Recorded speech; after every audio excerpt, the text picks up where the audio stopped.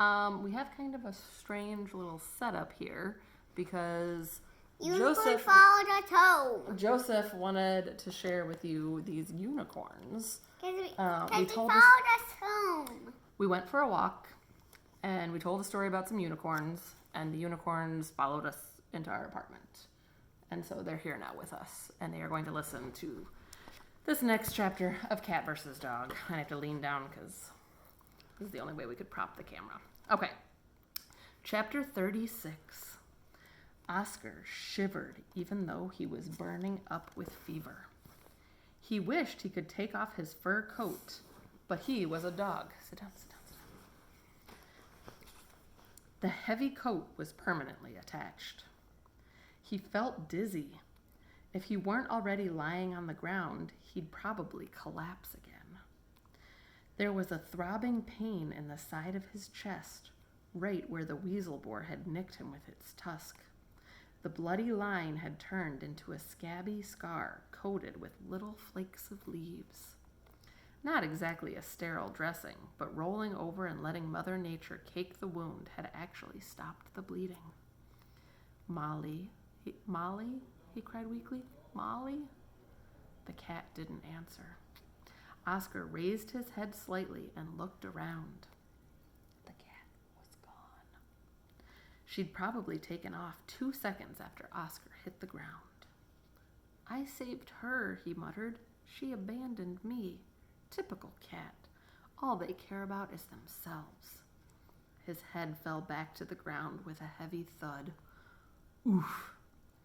Now Oscar had a splitting headache to go with his throbbing chest ache and his raging fever. And he was alone, in the wilderness, at night. He could hear mountain lions off in the distance, howling wolves and coyotes too. Flat on his back, Oscar looked up at the stars and realized this was going to be his last night on Earth. He was going to die in the middle of nowhere with nobody around. Goodbye, Mom, he whimpered. I'm sorry I ran off like that. It wasn't because of your picnic food. I'm just a runner, I guess. Goodbye, Dad. I hope you never find out that I spent the last few days of my life with a cat. I know how mad that would make you. I thought she was different, you know? Turns out she was just like all the other cats. When the going got tough, she ran off and left me. Goodbye, Fifi. You can have all my toys. Try not to break all the squeakers at once.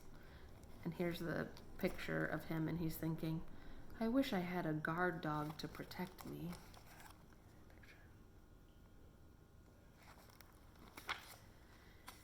He wheezed. It felt like a St. Bernard was sitting on his chest. You can have my stash of jerky strips, too. Look under the pillow in my dog bed. He had to stop talking to himself. Breathing was getting harder and harder. The walls of his chest felt like they were on fire. Oscar closed his eyes and breathed a heavy sigh. There was nothing to do now except he heard something approaching. He knew he was a goner, an easy target, sprawled out in the clearing, spotlighted by the moon. Who was sneaking up to eat him? The dead weasel boar's angry cousins, or that mountain lion? Maybe it'd be somebody new, like a crazy coyote. He worked open one weakened eye to see who his attacker was going to be. And he saw a cat with white fur and brilliant blue eyes staring straight down at him. Molly? He murmured. Shh, she said. Don't talk. Did you miss me? No, not exactly. Maybe a little. Oscar grinned as best he could. Kind of, sort of, thank you, he said. You're kind of, sort of welcome. Now be quiet and stay still. You're a mess. I have major work to do. Unicorn liked the book. The unicorns liked the book? They liked that chapter? Thanks for joining us, unicorns. Thanks for joining us, Joseph.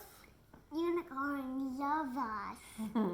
Unicorns love us so much. That was They're it. gonna We'll see you again follow another us day. wherever we go. Bye. Even on a bus. Oh, well, we can't go on the bus right now. Only essential employees who need They the sleep bus. with us. They go camping with us.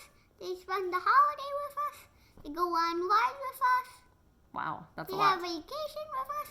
They go wherever we go. Oh, okay. All right. Bye, everybody. But they're Mwah. slow. Say bye. Bye. Slow go.